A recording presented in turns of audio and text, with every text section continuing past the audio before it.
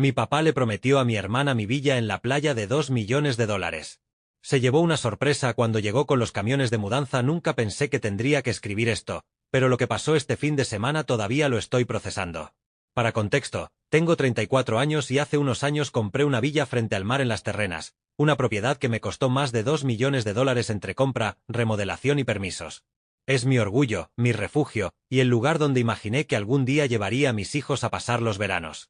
Todo está a mi nombre, cada centímetro de esa casa lo pagué yo con mi trabajo, mis desvelos y mis sacrificios. Mi familia siempre ha sido complicada. Especialmente mi papá, que tiene una debilidad absurda por mi hermana menor, Laura. Ella siempre fue la consentida, la que recibía regalos caros sin razón, la que nunca tuvo consecuencias por nada. Yo aprendí desde muy joven a ser independiente porque entendí que si esperaba algo de él me iba a frustrar. El problema empezó cuando mi papá se enteró, por una tía chismosa, de que yo estaba pensando alquilar la villa por temporadas para sacarle algo de dinero. Él, sin preguntarme nada, decidió que esa propiedad le pertenecía a la familia y que debía quedarse dentro del círculo, especialmente para asegurarle un futuro cómodo a Laura. Yo pensé que era una exageración más y lo dejé pasar porque estaba acostumbrado a sus comentarios fuera de lugar. Pero hace 2 semanas todo se salió de control. Mi hermana había discutido con su novio y, según mi papá, necesitaba un lugar propio para comenzar una nueva vida. ¿Y qué mejor lugar que mi villa de playa? Obvio, él nunca me preguntó. Le dijo a todo el mundo que la villa sería el regalo perfecto, que total, yo tenía dinero para comprarme otra, y que Laura se lo merecía por todas las dificultades emocionales que había pasado últimamente. Yo no sabía nada de esto. Nadie me llamó, nadie me preguntó, nadie siquiera insinuó lo que venía. Hasta que llegó el sábado. Ese día yo estaba en la villa porque había ido a supervisar unos arreglos menores. Estaba en la terraza cuando escucho ruido afuera, algo como motores pesados. Cuando salgo al frente, veo 2 camiones de mudanza parqueados en la entrada, levantando polvo y detrás de ellos mi papá y mi hermana bajándose como si estuvieran entrando a un hotel que ya tenían reservado. Mi hermana iba riéndose, con gafas de sol, señalando hacia la casa como si estuviera eligiendo dónde poner sus muebles. Mi papá caminaba con esa actitud de yo soy la autoridad aquí, dándole instrucciones a los mudanceros para que tuvieran cuidado con las cajas, como si él fuera el dueño del lugar. Yo me quedé congelado, sin entender. Y ahí fue cuando mi papá soltó la frase que todavía estoy tratando de procesar. Bueno, hijo. Vinimos a comenzar la mudanza de Laura. Ya hablamos de esto. Tú sabes que esta casa es de ella ahora. Los mudanceros estaban esperando mi reacción. Mi hermana ya estaba subiendo las escaleras con la maleta. Y yo. Todavía no sé cómo describir lo que sentí en ese momento. No sé si era rabia, incredulidad, o simplemente una mezcla de todas las veces que mi papá me pasó por encima condensadas en un solo instante. Pero lo que pasó después. Ahí es donde todo se puso realmente tenso. Y todavía no sé cómo va a terminar esto. Mi papá se quedó mirándome como si yo fuera el que estaba fuera de lugar, como si él de verdad creyera que tenía derecho a entregarle mi propiedad a mi hermana sin siquiera consultarme. Y ese mirar de él. Ese mismo gesto lo había visto toda mi vida, la ceja levantada, la postura soberbia, la confianza con la que siempre asumía que yo iba a ceder porque él sabía más, porque era el jefe de la familia, porque al final todos somos uno solo. Esa frase la usaba cada vez que quería justificar una de sus decisiones injustas. Pero lo peor de todo era que no era nuevo. Desde que yo era niño, mi hermana siempre fue su debilidad. Laura era la niña perfecta, la princesa de la casa. Yo recuerdo que cuando tenía 10 años, ahorré durante meses para comprarme un videojuego que quería. El mismo día que lo tuve en mis manos, mi papá llegó con una bicicleta rosada para mi hermana porque sí, sin razón. Ella ni la quería, ni la pidió, ni siquiera sabía montar bien, pero ahí estaba él celebrándole cada capricho. Y cuando yo pregunté por qué ella recibía algo sin motivo, mi papá solo dijo, tú eres el mayor, tú entiendes. Ella es una niña. Y no fue solo eso. Cuando cumplí 16, yo quería estudiar en un colegio técnico porque me encantaban las computadoras. Mi papá me dijo que era mejor que me quedara en el colegio público cerca de la casa, que esos sueños eran caros y poco realistas. 2 años después, cuando Laura dijo que quería ser bailarina profesional, él la inscribió en una academia carísima, le compró trajes nuevos, la llevaba y la buscaba él mismo, y hasta le pagó viajes fuera del país para que ampliara sus horizontes. Cuando yo intenté mencionar la diferencia de trato, mi papá respondió, tú eres hombre, tú te puedes buscar la vida. Ella necesita apoyo. Ese favoritismo se mantuvo por años. Yo me independicé joven, más por necesidad emocional que por otra cosa. Aprendí a no pedirle nada porque cada vez que lo hacía, él me hacía sentir que debía agradecerle el aire que respiraba. Mientras tanto, Laura tenía un carro nuevo cada vez que chocaba uno, que era bastante seguido. Ella no trabajaba, pero siempre tenía dinero. Yo nunca pregunté de dónde salía. Simplemente acepté que así era mi familia, desigual, incómoda y cargada de dobles estándares. Avanzo rápido hasta hace 2 años, cuando compré la villa. Fue el logro más grande de mi vida. Recuerdo la primera noche que dormí allí. Solo, en silencio, escuchando las olas y mirando el techo porque no podía creer que algo tan grande lo había logrado yo sin ayuda de nadie. Fue como cerrar un ciclo interno, un recordatorio de que yo había salido adelante a pesar de todo. Mi papá fue una sola vez después de la compra, y lo primero que dijo antes de felicitarme fue: «Esto debiste consultarlo conmigo». Así que mientras los camiones de mudanza estaban ahí, bloqueando mi entrada, yo tenía toda esa historia acumulada en el pecho. Y cuando mi papá dijo que la villa era de ella ahora, algo dentro de mí se rompió. No solo por la osadía de querer regalar algo que no era suyo, sino por la seguridad con la que lo decía, como si fuera una continuación natural de toda una vida en la que él decidía que era mío y que no mi hermana. Mientras tanto, ya estaba dentro. Caminaba por la sala como si estuviera eligiendo colores nuevos para las paredes. Abrió la nevera, revisó los cuartos, hasta soltó un «¡Ay, qué bueno! Por fin voy a tener un sitio tranquilo. Me lo merezco después de tanto estrés». El descaro me dejó sin respiración por un segundo. Ella tampoco creía que hubiera nada raro en tomar mi casa como si fuera un regalo de cumpleaños. Mi papá se acercó a mí, poniéndome la mano en el hombro como si estuviera calmando a un niño que hace un berrinche. «Hijo, no te pongas así. Tú estás bien. Tienes tu vida hecha. No te hace falta esta casa. Entiende que tu hermana necesita estabilidad ahora mismo». Yo miré su mano, pesada, paternal, pero también llena de esa autoridad que él creía tener sobre todo lo que yo construía. Y ahí fue cuando respiré hondo y le dije algo que, sinceramente, nunca pensé que saldría de mi boca.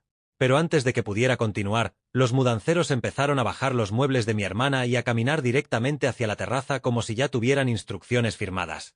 Ahí fue donde la tensión explotó. Y lo que pasó después. Todavía lo estoy ordenando en mi cabeza. No puedo creer que llegamos a ese punto. Y mucho menos puedo creer cómo reaccionó mi papá cuando se dio cuenta de que las cosas ya no eran como él pensaba. Los mudanceros empezaron a caminar con las primeras cajas como si estuvieran entrando en un espacio que ya les pertenecía.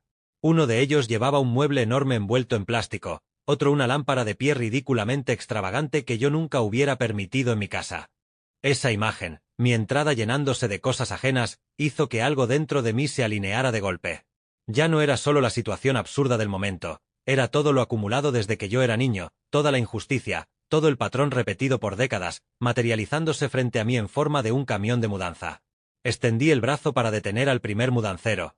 «Disculpa», le dije, «pero nadie puede entrar nada aquí». El tipo se detuvo al instante, confundido, mirando hacia mi papá como preguntándole «¿Y ahora?». Mi papá soltó un bufido, como si yo estuviera siendo dramático. «Hijo, por favor, no hagas esto más difícil.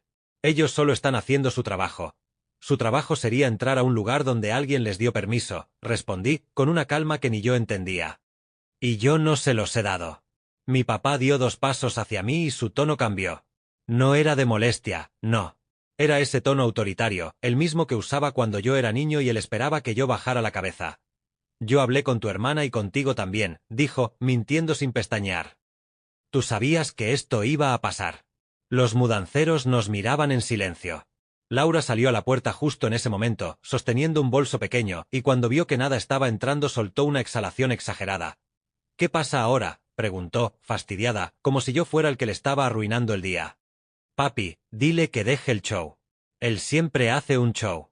Esa frase me dio un golpe inesperado. Él siempre hace un show. Así hablaban de mí cuando no estaba. Así me habían pintado siempre. El que exagera, el que se molesta sin razón, el que no entiende. Para ellos, yo no era un adulto con límites. Era un niño rebelde que todavía necesitaba corrección.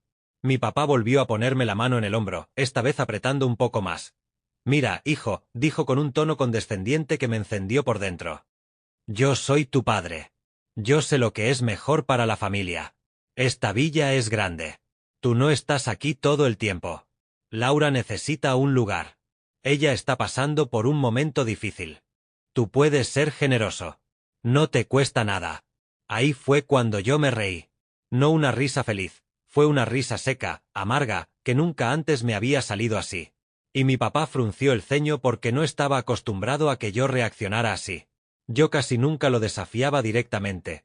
No me cuesta nada, repetí. Claro. Porque lo que yo tengo, según tú, siempre está disponible para que ustedes lo repartan como quieran. Mi hermana puso los ojos en blanco. Ay, Dios mío, tú siempre con tus traumas, dijo. Papi lo está haciendo por el bien de todos. Además, tú tienes dinero. A ti no te hace falta esto. Yo sí lo necesito. ¿Por qué no puedes ser empático por una vez? Ese traumas me tocó una fibra que ni yo sabía que estaba tan expuesta. Porque la verdad es que sí, crecer en esa dinámica me dejó traumas. Me enseñó a minimizar mis emociones, a ceder espacio, a callar. Pero no iba a permitir que usaran eso para seguir pisoteándome. Me paré en medio de la entrada, con la puerta justo detrás de mí. Respiré hondo. La villa está a mi nombre, dije, despacio, claro, sin subir la voz. La compré yo. La mantengo yo. Y nadie, absolutamente nadie, va a mudarse aquí sin mi permiso. El silencio que cayó fue tan pesado que hasta las olas parecieron detenerse. Mi papá abrió la boca para hablar, pero esta vez yo levanté la mano antes de que emitiera una sola palabra. No me interrumpas. Porque toda mi vida me has interrumpido. Toda mi vida has decidido por mí. Toda mi vida has dado por hecho que yo tengo que aceptar lo que tú digas. Pero ya no. Mi papá retrocedió un paso, sorprendido, como si fuera la primera vez que me veía como un adulto. No puedes hablarme así, susurró, tratando de recuperar el control. Puedo hablarte como yo quiera, respondí. Porque esta vez, tú eres el que está cruzando una línea que no debiste cruzar. Laura cruzó los brazos, irritada. ¿Y qué se supone que hagamos ahora? Tomé aire, sentí el peso de los años, y dije, lo que tú quieras. Menos entrar. Los mudanceros se quedaron mirándome, luego miraron a mi papá. Él estaba rojo, pero no de rabia, estaba rojo de orgullo herido. Y cuando pilló que los hombres no iban a mover un dedo sin su autorización, se acercó más a mí con una frialdad que no le conocía. Pues si decides ponerte en contra de tu propia familia, dijo, atente a las consecuencias. Quise preguntarle qué consecuencias. ¿Qué más podía hacer? ¿Qué más podía quitarme? Pero no me dio tiempo. Él se dio media vuelta, llamó a mi hermana, y los dos se quedaron quietos unos segundos, como esperando que yo cambiara de opinión. No lo hice. Y entonces mi papá hizo algo que jamás pensé que haría, algo que dejó claro que para él, lo mío nunca fue realmente mío. Y ese momento marcó un antes y un después en todo. Mi papá me miró con esos ojos entrecerrados que siempre usaba cuando quería imponer su autoridad sin decir una palabra. Era la misma mirada que ponía cuando yo era adolescente y me encontraba haciendo algo que, según él, no era propio de un hijo suyo. Pero esta vez, por primera vez en mi vida, esa mirada no me hizo retroceder. No me encogí. No bajé la cabeza.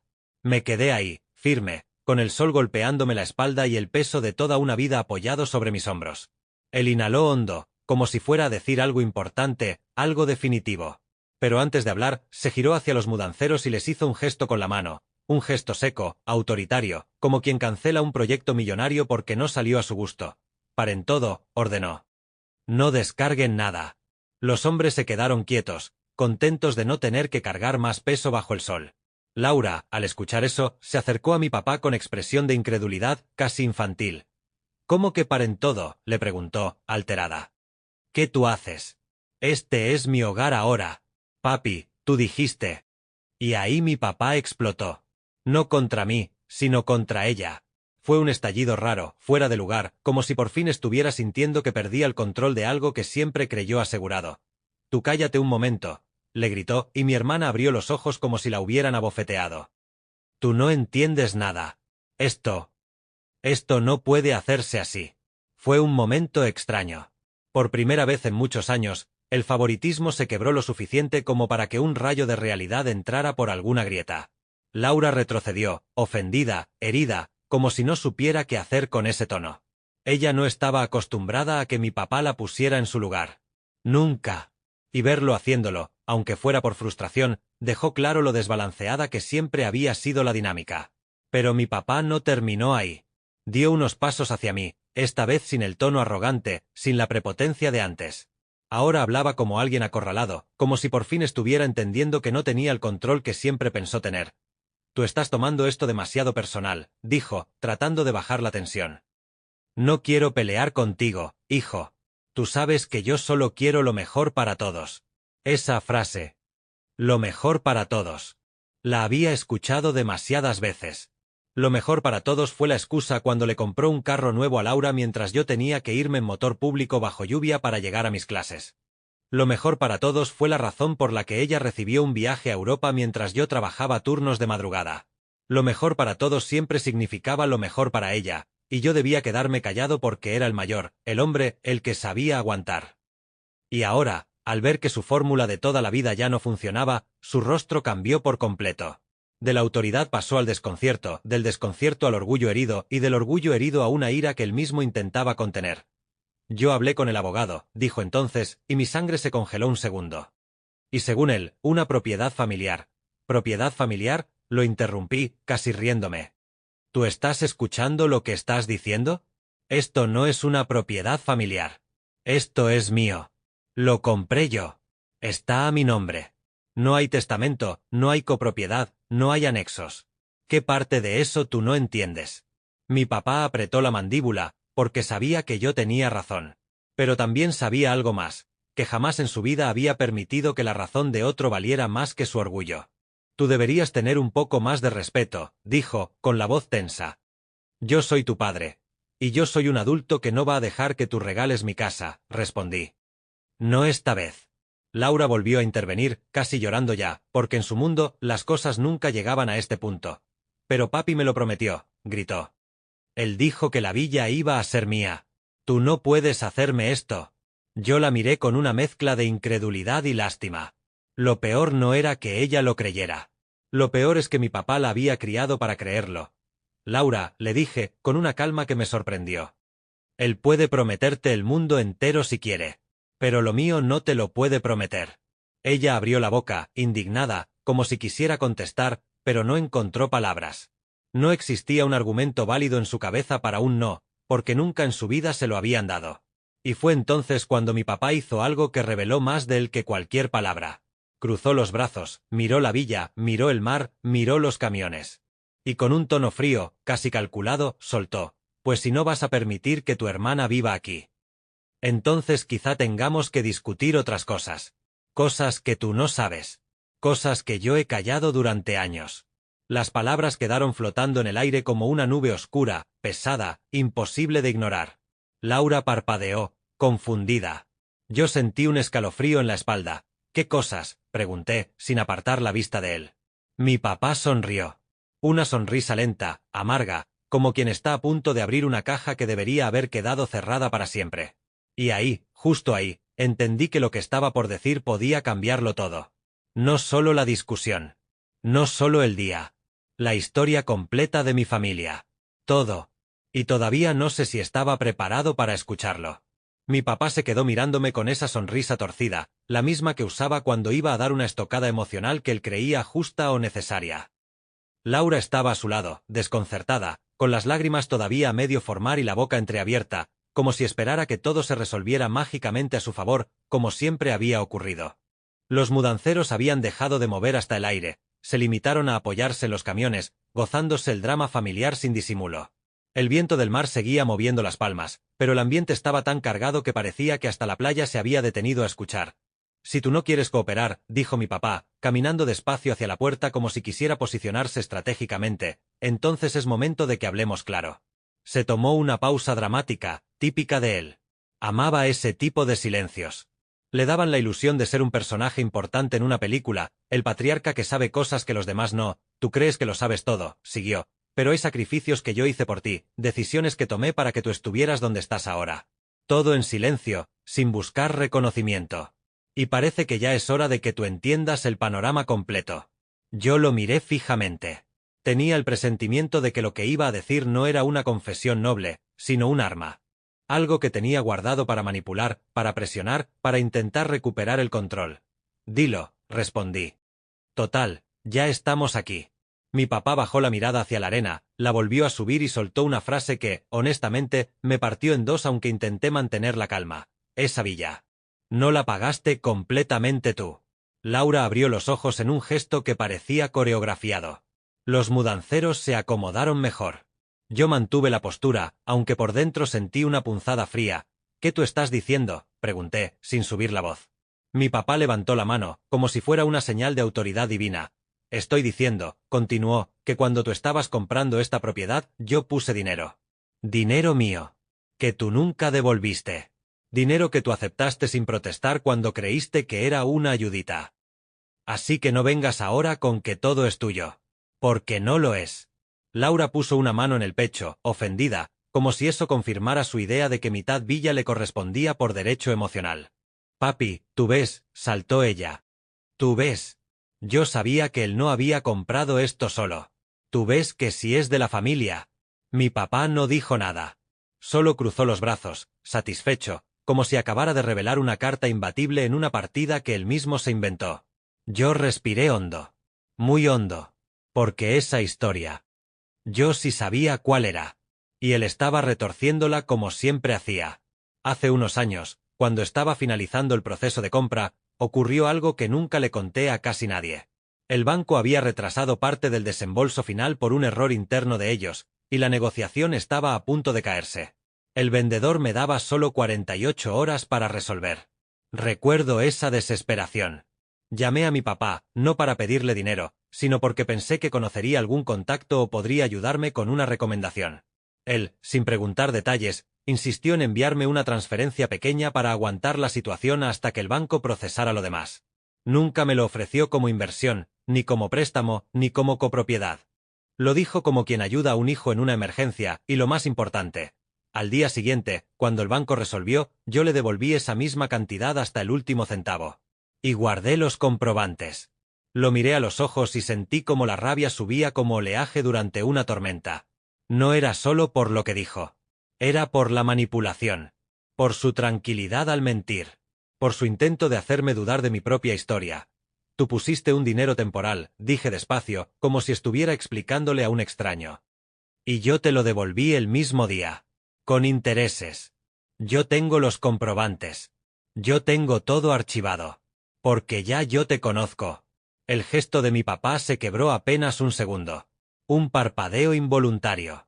Un tic mínimo en la comisura de la boca. Fue un error microscópico, pero suficiente para delatarlo. Laura no entendió el cambio. Ella solo reaccionó al golpe. ¿Cómo que se lo devolviste?, preguntó, frunciendo el ceño. Papi, ¿es verdad? Mi papá no respondió de inmediato.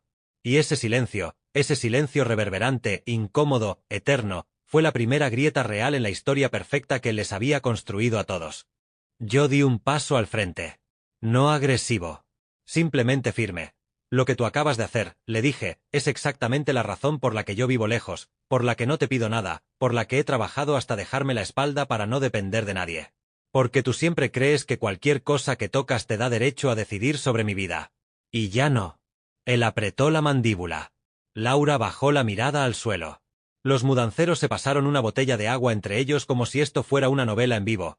Así que vamos a dejarlo claro, dije finalmente, esta villa es mía. La pagué yo. La mantengo yo.